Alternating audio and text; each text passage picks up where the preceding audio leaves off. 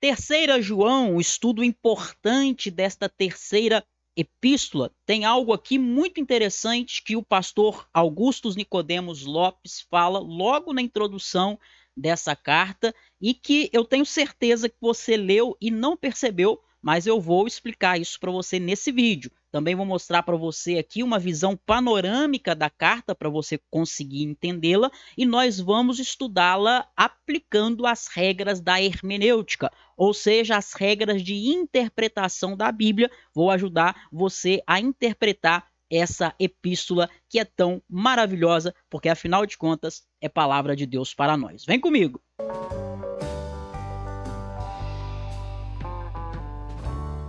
Olá, eu sou Elbert Souza, professor de teologia, e esse é o canal Teologia Descomplicada, onde eu ajudo você a aprofundar o seu conhecimento da palavra de Deus. Se é isso que você quer, você está no lugar certo. Se inscreve no canal se você ainda não é inscrito, dá seu like aí, seu joinha, seu belezinha, para você poder receber os próximos vídeos que eu vou colocando por aqui.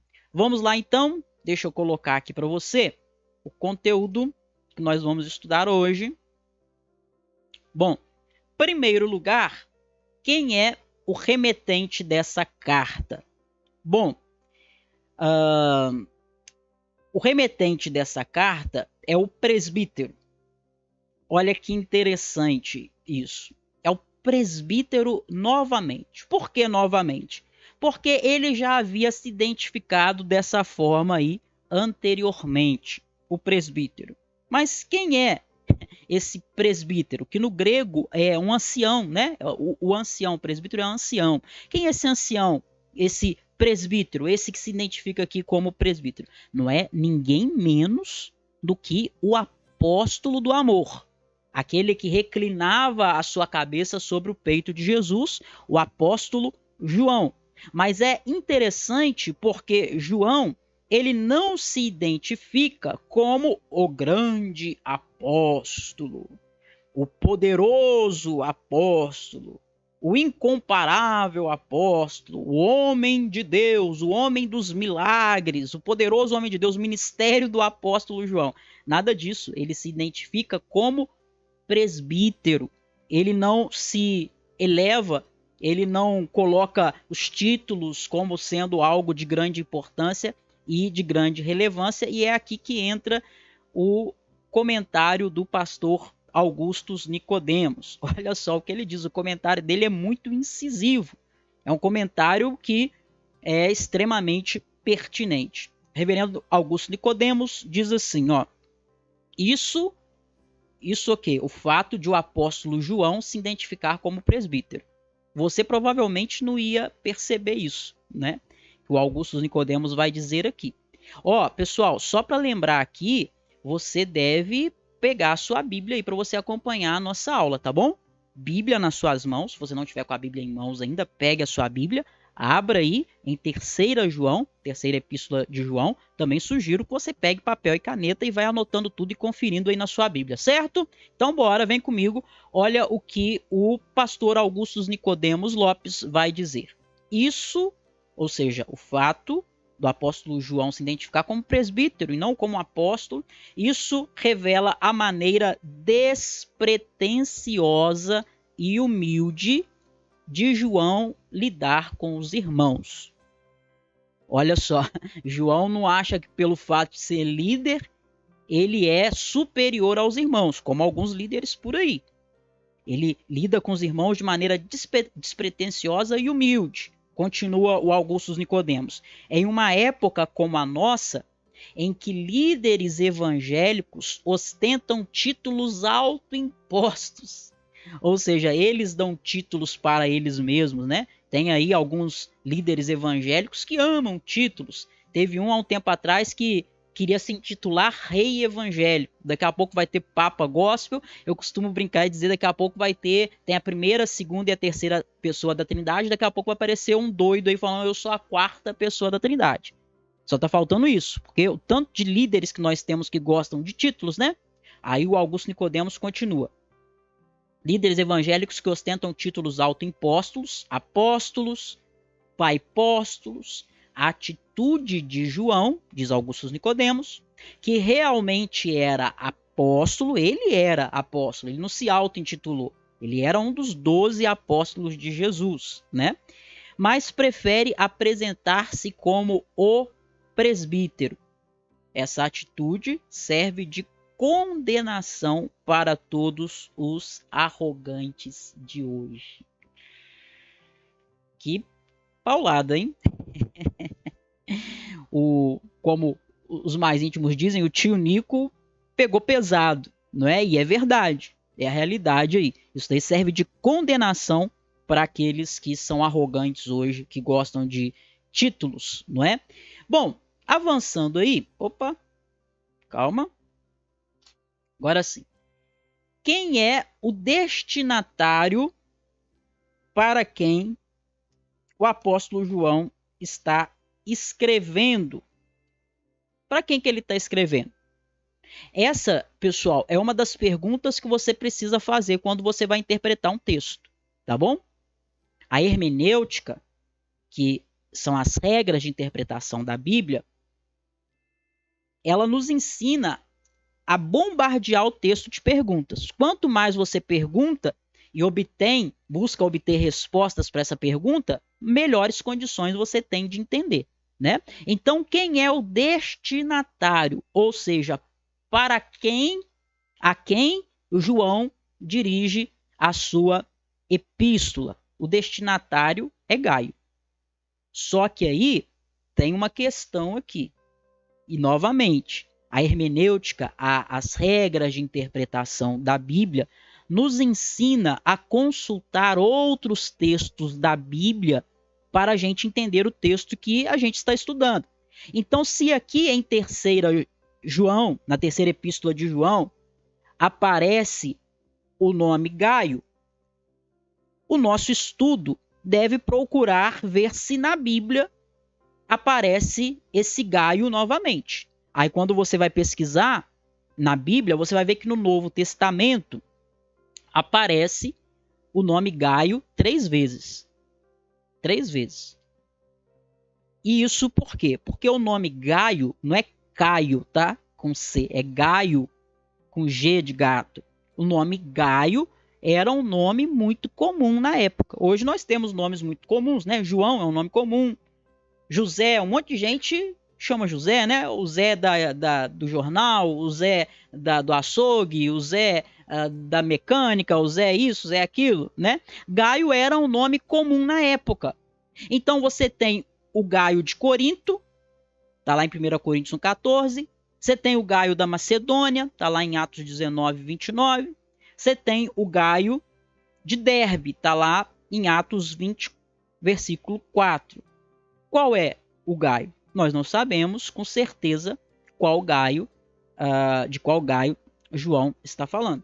Mas uma coisa, a qual Gaio, né, ele está escrevendo, dirigindo a carta. Mas uma coisa a gente sabe, esse Gaio, porque a gente vê isso na própria carta, ele é um filho na fé do apóstolo João. Ele é alguém que é um cristão exemplar. Nós devemos olhar as atitudes de Gaio, não é? E devemos agir como Gaio. É um cristão exemplar, é uma pessoa de Deus, uma pessoa comprometida com a causa de Deus e com a causa do Evangelho.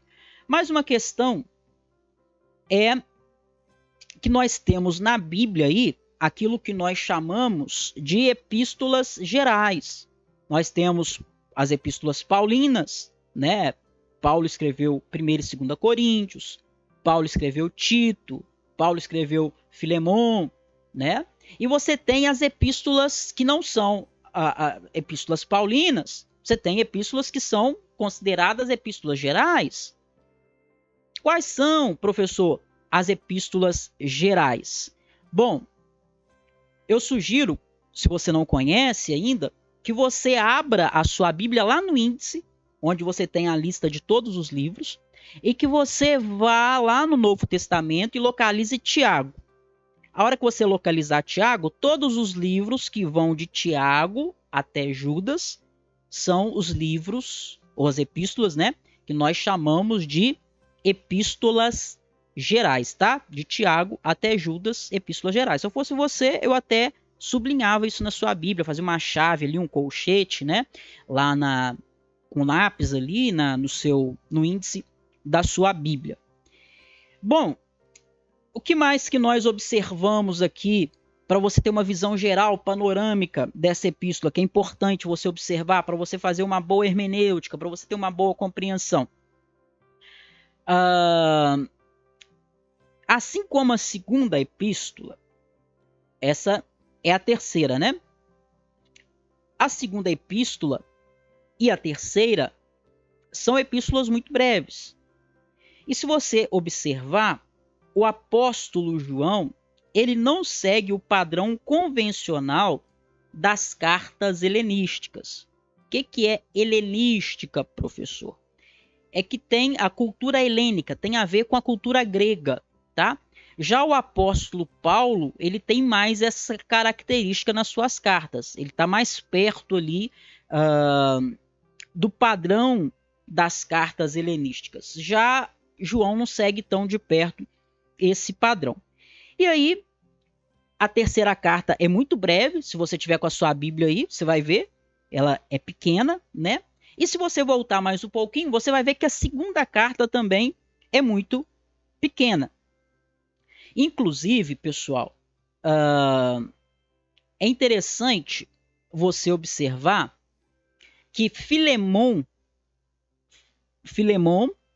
e Judas são epístolas que têm apenas um capítulo. Então, é uma vergonha, se você é cristão aí, já tem mais de 1, 2, 3 anos de crente, se você não leu ainda nem essas epístolas inteiras, você já devia ter lido para ontem, leia hoje. E mesmo se você já leu até a Bíblia toda, mas você quer estudar um livro da Bíblia específico, eu sugiro que você comece por livros, por epístolas pequenas, como essas, né? Tem Filemon, Judas, tem apenas um capítulo. Só que, olha só, o interessante é que 2 João, 3 João, que é essa epístola que a gente está estudando aqui hoje, ela ainda é menor do que essas epístolas que já são pequenas. Filemon e Judas são muito pequenas, só tem um capítulo. Mas 3 João é menor ainda. Se Filemon e Judas são pequenas, com um capítulo só, 3 João é pequeníssima. De modo tal que o texto tem menos, 3 João tem menos de 300 palavras gregas, tá? Porque o Novo Testamento foi escrito em grego, né? Então o texto original aí, no original, tem menos de 300 palavras. É realmente muito pequeno. Uma outra pergunta que você precisa fazer para interpretar a Bíblia, né? No que a gente chama de hermenêutica, é qual a relação que há entre um livro que você está estudando e outros, né? Especialmente se estão ligados, se estão relacionados, se são do mesmo autor. Aí eu trouxe para nós aqui a relação que há entre a segunda epístola de João e a terceira epístola de João, tá? Qual é a relação que há entre a segunda e a terceira epístola de João? Na segunda epístola, João alerta sobre o perigo dos falsos mestres. Na terceira epístola, ele alerta sobre o perigo dos falsos líderes. Na segunda epístola, os falsos mestres apelavam para o amor, mas negavam a verdade. Já na terceira epístola, nós temos o falso líder apelando para a verdade, mas negando o amor. Na segunda epístola, nós temos aqui o aspecto negativo, ou seja, como não deve ser a hospitalidade. Na terceira epístola, nós temos o aspecto positivo, ou seja, como deve ser a hospitalidade cristã. Na segunda epístola, ele está falando que você não deve receber na sua casa, ter comunhão com falsos mestres, né? Já na terceira epístola, ele mostra o exemplo de Gaio, que recebia na sua casa missionários. Gaio não estava no campo missionário, mas ele era alguém que fazia missões como contribuía com missões como recebendo os missionários na sua casa, dando para eles toda a assistência que eles precisavam, inclusive assistência financeira. Então, quando você lê as duas epístolas juntas, a segunda e a terceira, aí você vai ter um entendimento completo e equilibrado sobre como nós cristãos devemos exercer a hospitalidade. Não devemos receber aqueles que distorcem o evangelho, aqueles que são contrários à verdade de Deus, mas devemos receber aqueles que apregoam o evangelho. Devemos ajudar e contribuir com aqueles que levam a mensagem do reino. Nós devemos contribuir com missões também. Bom, pessoal, avançando aí, a gente vê também no estudo da hermenêutica, quando você vai interpretar um livro da Bíblia.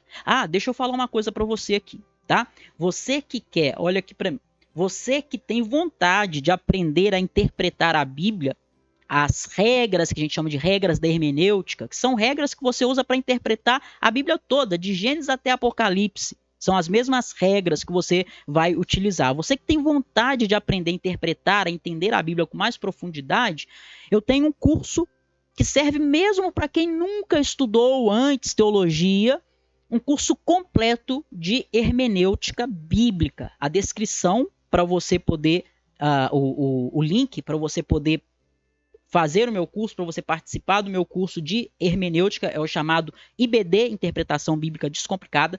Vai estar no link aqui abaixo desse vídeo, tá bom? Continuando aí. Então, olha só. Uma das coisas também que a gente procura entender no texto bíblico que a gente está lendo é a palavra-chave.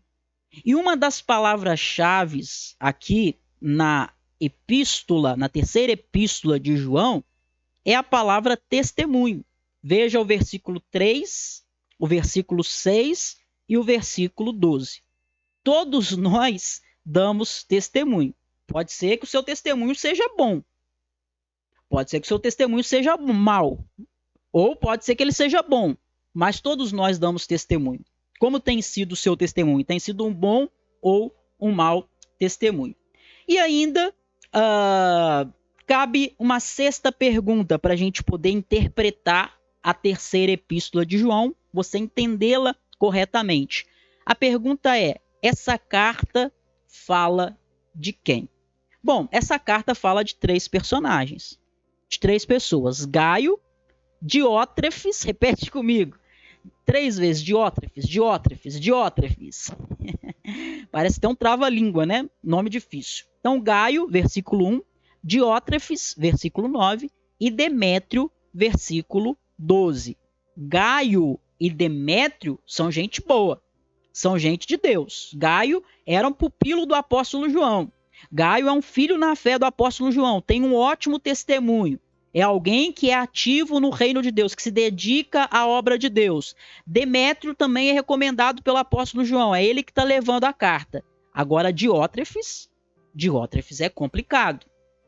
Diótrefes é um exemplo que nós não devemos evitar.